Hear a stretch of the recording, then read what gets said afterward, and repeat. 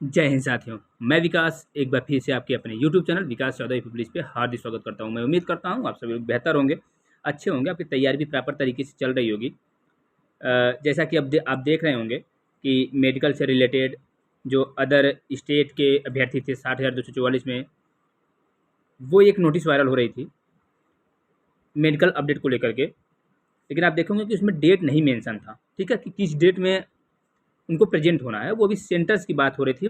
वो notice previous की है या लेटेस्ट है, ऐसा भी कोई अपडेट है नहीं, ठीक है।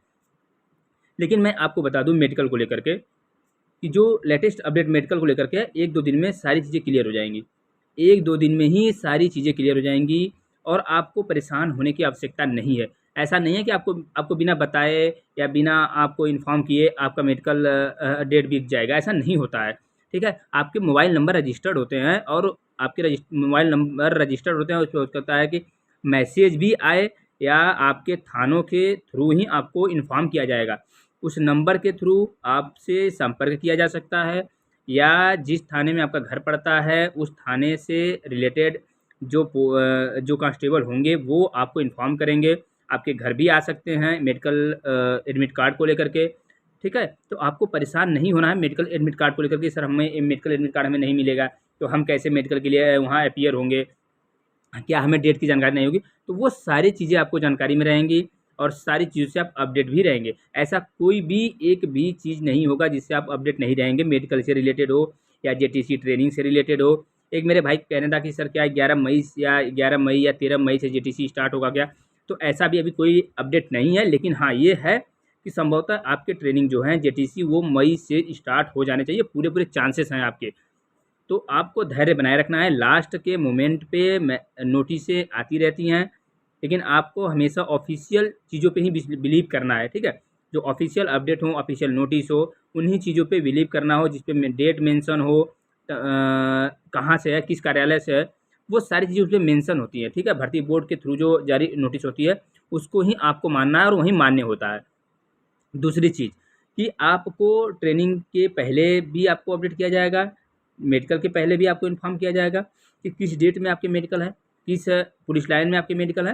लेकिन जो मेडिकल होंगे वो अदर स्टेट के मैं छोड़ के बात करूँगा, जो अपने स्टेट यूपी के लोग हैं, ठीक है। यूपी के जितने भी अभ्यर्थी हैं उनका मेडिकल जो होता है 99% चांस होते हैं कि आपके ही पुलिस लाइन में आपके मेडिकल करा लिए जाते हैं, ठीक है। आपके पुलिस लाइन में ही आपके मेडिकल करा लिए जाते हैं। अगर जिन अभ्यर्थियों को री मेडिकल मिलता है तो उनको री मेडिकल के लिए भी कहीं दूर जाने की आवश्यकता नहीं पड़ती है, जैसा कि प्रीवियस वैकेंसीज में हुआ है कि आपके डिस्ट्रिक्ट हॉस्पिटल पे ही आपके री मेडिकल करा लिए जाते हैं। री मेडिकल में क्या सर मैक्सिमम अभ्यर्थी री मेडिकल से भी बाहर होते हैं?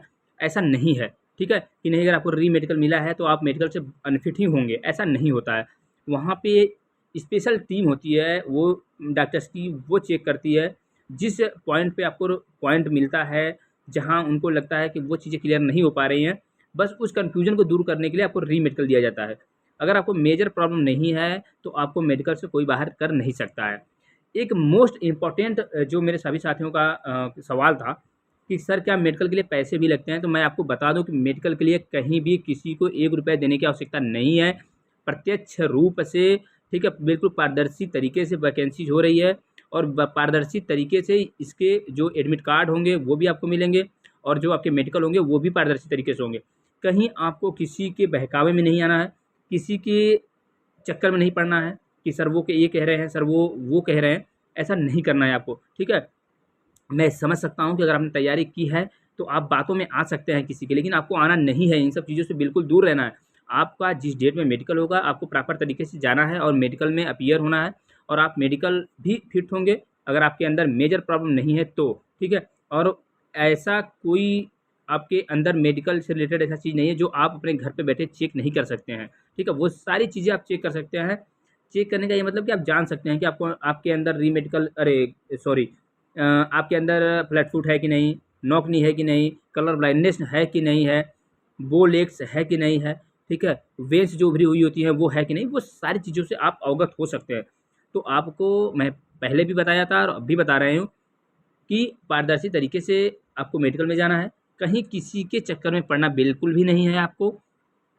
अगर कहीं कोई समस्या होती है तो आप संपर्क कर सकते हैं ठीक है, आप संपर्क वहाँ के जो नोडल अधिकारी होंगे मेडिकल टीम से रिलेटेड, आप वहाँ बात कर सकते हैं, कोई बिना हिचक के। ठीक है, कोई आपको लगता है कि नहीं सर ये मेरा पॉइंट सही है, तो वहाँ टीमें गठित होती हैं, वहाँ नोडल अधिकारी होते हैं, आप उनसे संपर्क कर सकते हैं। ठीक है, तो अगर आप अनफिट भी हैं तो एक बार अगर आप रिक्वेस्ट करेंगे कि सर मुझे ये फिट है, ये मुझे ऐसा प्रॉब्लम नहीं हुआ, मैं वहाँ मेडिकल क्वालिफाई किया था, वहाँ मैं फिट हुआ था, तो वो उस पर विचार करते हैं, ऐसा नहीं कि आपको अनफिट तुरंत कर देंगे। ठीक है, तो इन सारी चीज़ों से आपको अपडेट रहना है, लेकिन आपको किसी के चक्कर में नहीं पड़ना है। ये मैं फिर से एक बार कह रहा हूँ कि आपको बिल्कुल रिलैक्स होकर के मेडिकल में अपीयर होना है, और आई होप आप सभी लोग मेडिकल में फिट होंगे जिनको मेजर प्रॉब्लम नहीं है। ठीक है, तो अब जो लेटेस्ट अपडेट है वो 1-2 दिन में आपको मेडिकल से रिलेटेड, एडमिट कार्ड से रिलेटेड वो मिल जाएगा आपको।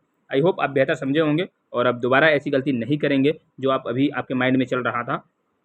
ठीक है, अब कोई भी अपडेट होगा तो आपको ज़रूर शेयर करूँगा। Thank you so much.